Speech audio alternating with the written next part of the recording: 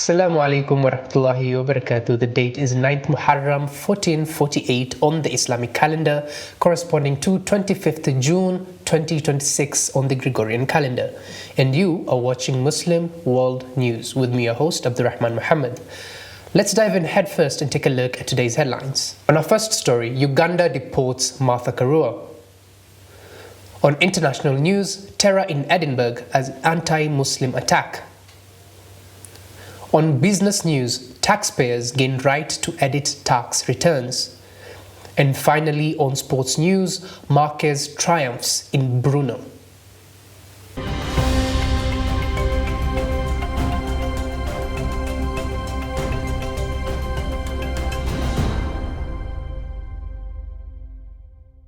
On to our first story, dear viewers. Renowned Kenyan politician and senior counsel Martha Karua has accused the Ugandan government of deliberate political persecutions after she was detained and deported from Entebbe International Airport.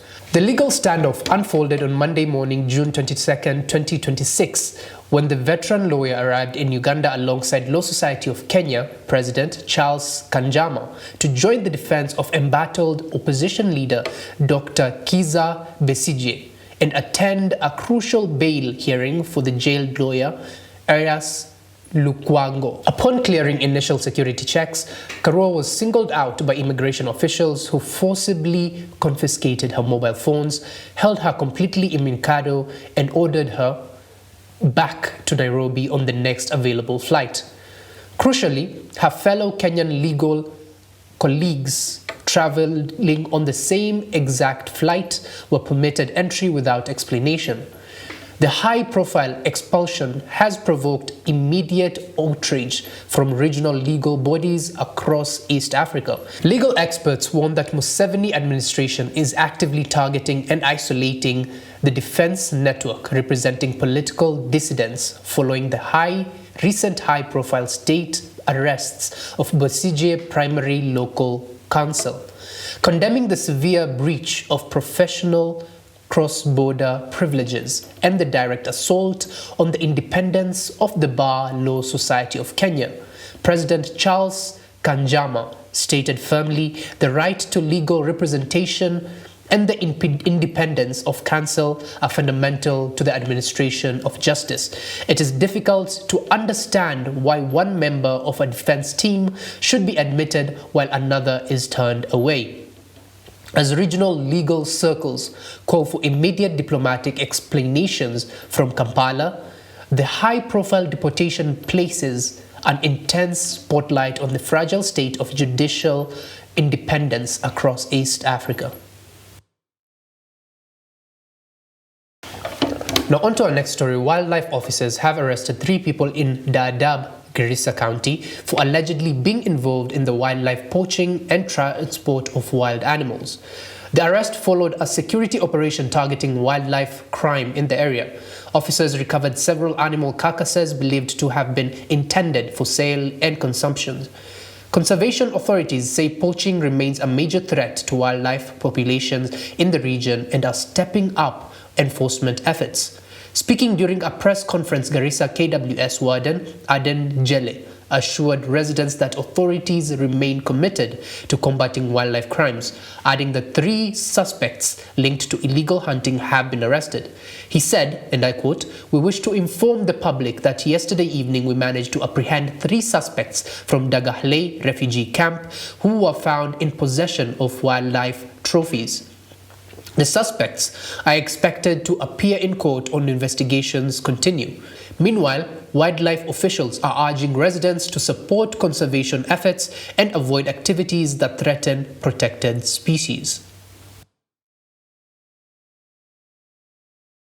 Now on our next story, former Garissa Governor Ali Korane has called on religious leaders to support efforts aimed at reducing rising insecurities in Garissa town.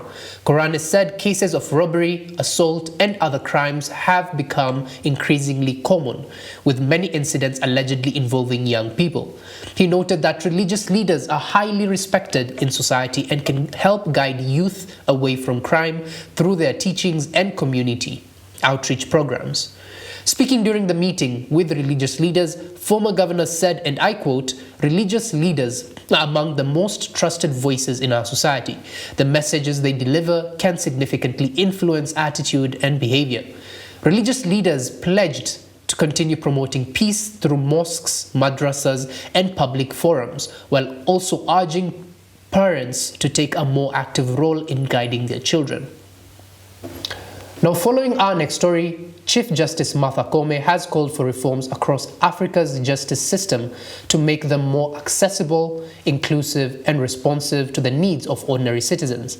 She made the remarks during the opening of the 3rd Africa Chief Justices Alternative Dispute Resolution Forum in Nairobi, addressing judicial leaders from across the continent. Koome said, "We gather at a time when access to justice remains one of the most defining challenges confronting African societies. While our constitution and statuses promise justice for all, the lived experiences of many Africans tell a more complex story." The Chief Justice cited findings from the latest Afrobarometer survey, which revealed that only about half of citizens in 38 African countries believe ordinary people who suffer injustice can obtain redress through the courts. She noted that many people continue to seek justice through traditional leaders, community elders, religious leaders, and other local mechanisms. Koome further stated the findings challenged us as judicial leaders to create pathways through which disputes can be resolved quickly, fairly, affordably, and in ways that strengthen rather than fracture communities. She reaffirmed Kenya's commitment to promoting alternative justice system and alternative dispute resolution as key pillars in improving access to justice across the continent. Now, as we move forward, political aspirants in Laikipia County have been warned against using schools as campaign grounds as the government intensifies efforts to addressing rising cases of students' unrest across the country. Speaking during Nanyuki High School's annual Thanksgiving ceremony, Laikipia County Commissioner Duncan Muyesu said learning institutions must remain safe environments dedicated to education and character development. Muyesu stated all schools within the county are safe and we shall not entertain strangers in learning institutions, particularly aspirants using schools as platforms for political mobilization. If you want votes, hold your campaign elsewhere. The schools are for learning and shaping responsible citizens. The warning comes amid growing concerns over discipline and unrest in schools. Education stakeholders attending the events urged students to embrace peaceful ways of resolving disputes instead of engaging in destructive behavior. Assistant Director in the Ministry of Education, Nelson Sifuna, encouraged learners to use dialogue when addressing grievances, saying whenever challenges arise, let us seek dialogue through peaceful and constructive engagement rather than confrontation. Sifuna noted that school unrest disputes learning and damages infrastructure. He also reaffirmed the Ministry of Education's commitment to strengthening digital learning and integrating emerging technologies into the education sector. Now, on our next story, National Assembly Speaker Moses Wetangula has condemned the use of hired gangs to disrupt political gatherings, urging leaders to uphold peace and national unity as the country prepares for future political contests. Speaking in Likoni, Mombasa County during a fundraiser for the Salute community-based organization, Wetangula called on Kenyans to reject tribal politics and focus on national development. He said Kenya is bigger than any individual and leadership comes from God. Our focus must remain on uniting the country as we work towards becoming a first world nation. The speaker cautioned against efforts to divide the country along ethnic lines, emphasizing that all communities have an equal right to participate in leadership and development. He added there are no small or big tribes in Kenya. Every community has a right to lead this nation. We must compete vigorously during elections, but once the results are announced, we should embrace one another and work together for the common good. Wetangula further condemned political violence, saying it is unfortunate that the same politicians are hiring goons to interfere with our hard-earned peace. He urged leaders to promote respect, peace and stability, noting the political competition should never undermine national cohesion.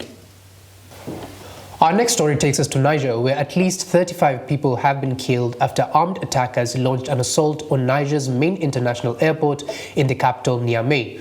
According to Niger's defense ministry, those killed includes 22 attackers, 11 soldiers and 2 civilians. The attack occurred early Thursday morning and targeted the airport, which also serves as a military base. Security forces later regained control of the area and launched operations to track down any remaining suspects.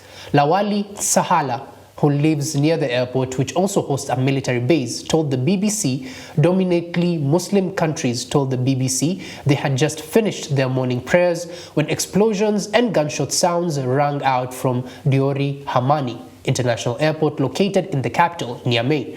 Niger's defense ministry said the fatalities comprised of 22 assailants, 11 soldiers and 2 civilians. On Thursday evening, Al-Qaeda affiliates Jama'at Nusrat al-Islam wal-Muslimin claimed responsibility for the attack. Niger has been fighting an Islamist insurgency for a decade, and in January, an organization linked to the Islamic State group claimed responsibility for an attack on the same airport. Thursday's violence settled by mid-morning, and security forces have since launched a manhunt for any remaining attackers. We finished our prayers at about 5:50 in the morning, and shortly afterwards we've heard a loud bang. It was only a little later that we realized what was happening, said Liwali Sala, a resident who lives near the airport. The Al-Qaeda-linked group Jamaat Nasrat al-Islam wal-Muslimini has claimed responsibility for the attack. Authorities said several suspects have been arrested as investigations and security operations continue. On our next story, families affected by the Ebola outbreak in Eastern Democratic Republic of Congo are learning safer ways to mourn and bury their loved ones while helping to prevent the spread of the deadly virus. Health officials warn that traditional funeral practices such as washing and handling the bodies of the deceased can increase the risk of Ebola transmission. To protect communities, health workers have introduced safer burial procedures, including placing bodies in leak-proof body bags, using coffins with transparent panels to allow families to view their loved ones, and ensuring burial teams wear protective equipment. Authorities say these measures help reduce infections while preserving the dignity of the deceased and respecting local customs. The importance of these safety measures is underscored by the experiences of families who have lost loved ones to the disease. Among them is Joel Lonza, who described the devastating impact of the outbreak on his family.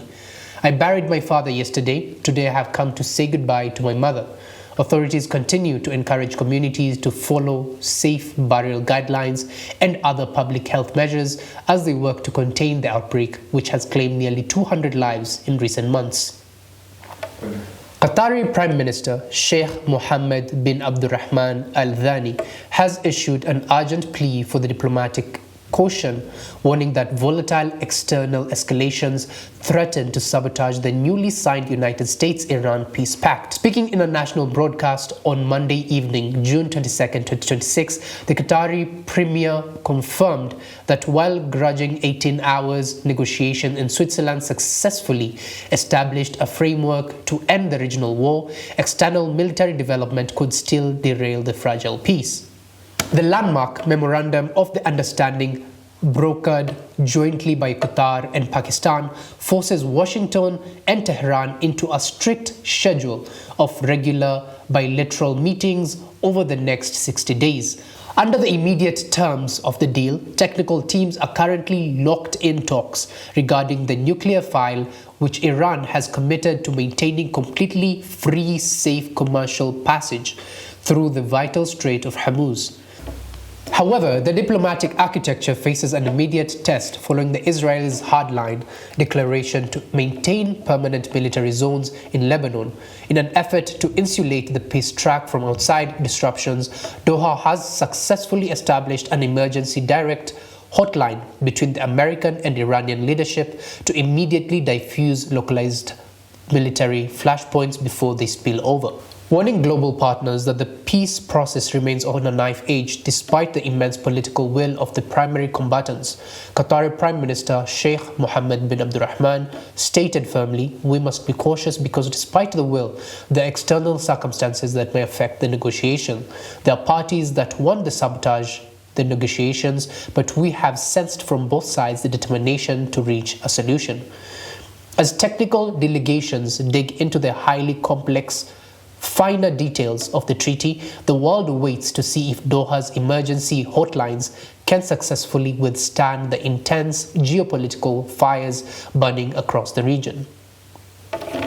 Still on the Middle East, a massive surge in Israeli airstrikes has devastated parts of southern Lebanon, pushing a fragile regional ceasefire to the absolute brink of collapse despite desperate multinational peace efforts.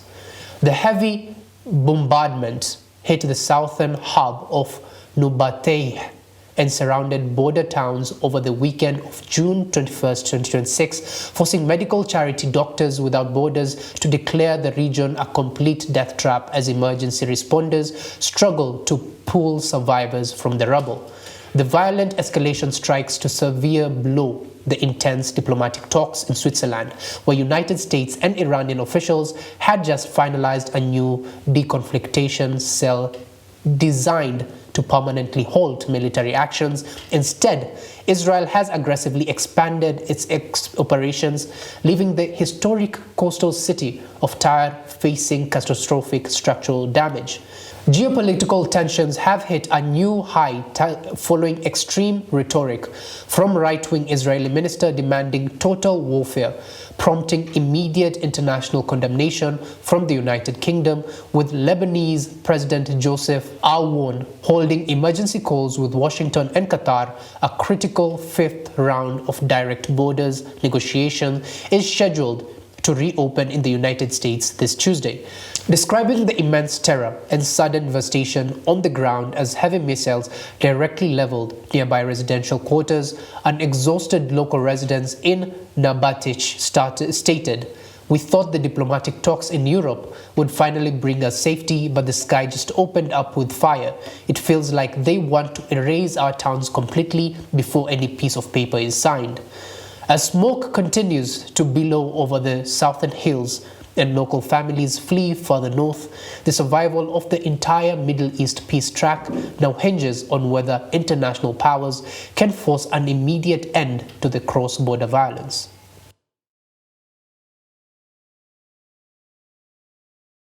Now, as we take a deeper look into the Western world, counter-terrorism detectives in Scotland have launched a major investigation after a suspected far-right extremist went on a violent machete rampage, stabbing 5 Muslim men across Edinburgh. The terrifying multi-site assault began at 8:50 p.m. on Friday, June 19, 2026, when 2 22-year-old men were ambushed and stabbed in a public park directly after attending evening prayers at the Broomhouse Mosque in the west of the city. For 40 minutes, the bare-chested attacker moved through the city's northern and eastern retail districts using a large bladed weapon to strike food delivery couriers and pedestrians before being cornered and arrested by armed police on Leith Street Walk on 9:30 p.m. The 36-year-old suspect Lewis Hawkes appeared in court on Monday afternoon, facing 5 separate charges of attempted murder. Crucially, the Crown Office has officially upgraded all charges to carry formal terrorism and racial aggravations, pointing directly to a deliberate anti-Muslim motivation, expressing the profound alarm and vulnerability spreading across Scotland's minority communities. Omar Afzal, Director of Public Affairs for the Scottish Association of Mosques, stated in an emergency briefing, "The attacks in Edinburgh are a direct consequence of a political environment that has increasingly normalized the demonization of entire communities. This must be a wake-up call for our political leaders." As Prime Minister Keir Starmer and First Minister John Swinney unite to condemn this heinous act of hate. Extra police patrols are being deployed across local Islamic institutions to restore public confidence.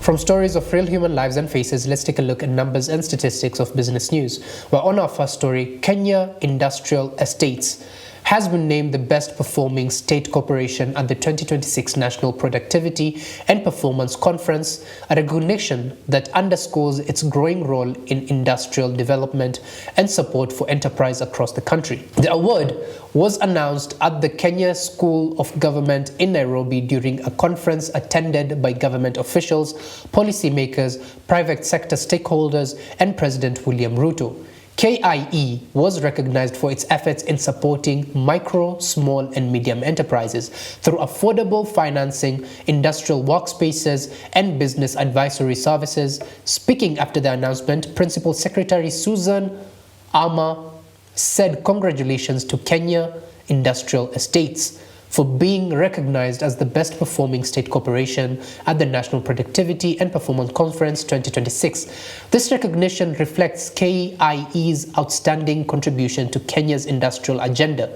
through accessible and affordable financing. Mangeni noted that KIE remains central to government plans aimed at increasing manufacturing contribution to the country's GDP. Meanwhile, President Ruto has emphasized public service reforms, stating, "We are committed to upholding merit, fairness, and transparency in our public service." The recognition highlights KIE's contribution to enterprise growth, job creation, and the government's broader industrialization agenda. On our next business story, Kenyan taxpayers have received a major boost after Parliament approves changes allowing them to amend pre-populated tax returns generated by the Kenya Revenue Authority. The move seeks to address concerns that some automatically generated returns may contain errors or incomplete information.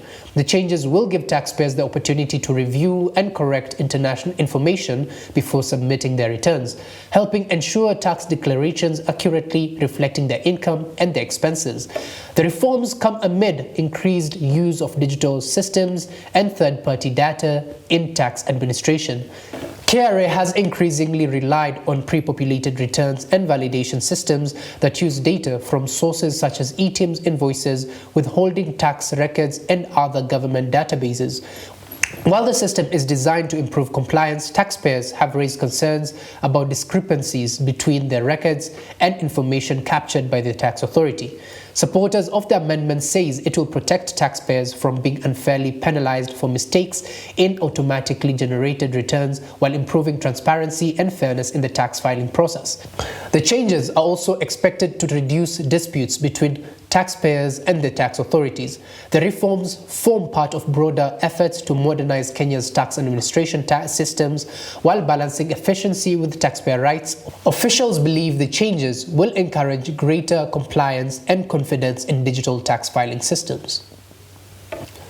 Dear viewers, and now on our final business story, the High Court has dismissed an application by a Dubai-based creditor seeking to stop the sale and takeover process of Savannah Cement, clearing the way for restructuring to continue without interruption. The court ruled that there was no sufficient legal basis to halt the administration process, which led to the acquisition of the cement manufacturer by a consortium of local investors after years of financial distress. The dispute arose after the creditor challenged the way the company's assets were being handled during administration, arguing that the process was unfair and lacked proper valuation safeguards. However, the court found that the administration process had been approved by creditors and was being conducted within the framework of insolvency law, which allows restructuring aimed at saving distressed companies rather than immediately liquidating them. Savannah Cement, once one of the region's major cement producers, had been placed under administration after accumulating significant debt and facing sustained financial pressure. The ruling reinforces the administrator's authority to proceed with the restructuring efforts aimed at stabilizing the business and protecting creditor interests.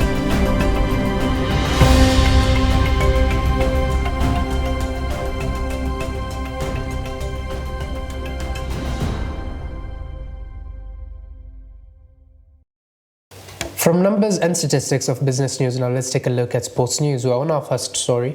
Kenya's National 7 Circuit has received a financial boost after the SportPesa announced a sponsorship package worth 34.14 million shillings ahead of the new season, strengthening support for the country's rugby development program. The funding is expected to support the organization of the circuit, including tournament operations, logistics, and support for participating clubs as teams prepare for the upcoming 7th season. The investment also aims to raise the competitiveness and visibility of the domestic rugby scene. Officials say the sponsorship will help improve the quality of the circuit, which serves as a key platform for identifying and developing talents for the National Sevens team. The series attracts clubs from across the country, competing in multiple legs throughout the season.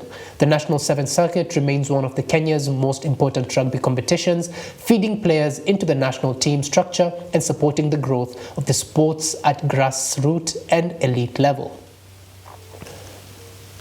And on our next story, factory Ducati rider Marc Marquez has blown the 2026 MotoGP World Championship title wide open by clinching a spectacular back-to-back victory at the Zech Grand Prix.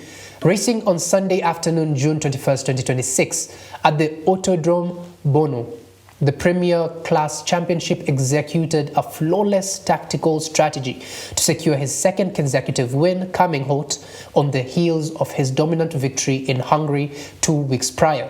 Marquez crossed the finish line a mere 0.4 seconds ahead of Trackhouse Aprilia's pole sitter, Ai Ogura, while his factory Ducati teammate Francesca Pecco rounded out the podium in third place after wrestling with severe rear tire degradation in the final lap. This critical victory systematically slashes Marquez's championship deficit down to just 40 points, behind current standing leader Marco Bezzecchi, sending a massive shockwave through the paddock as teams pack up for the historic Dutch TT at Assen, running from June 26th through June 28th. Speaking immediately after the grueling race, while celebrating his hard-fought victory on the podium, an ecstatic Marc Marquez emphasized his relentless championship mindset, stating, "An extremely important victory. I never give up." With momentum now fully on his side and the top sport in the world standing closer than ever, the race for the 2026 crown is completely wide open as riders head to Netherlands.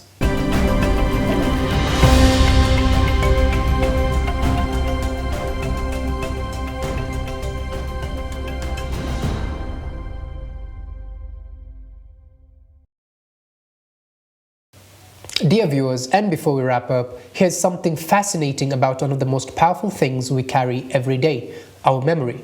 Did you know your brain doesn't store memories like a video camera? Instead, every time you remember something, your brain actually rebuilds that memory piece by piece, which means memories can slightly change over time.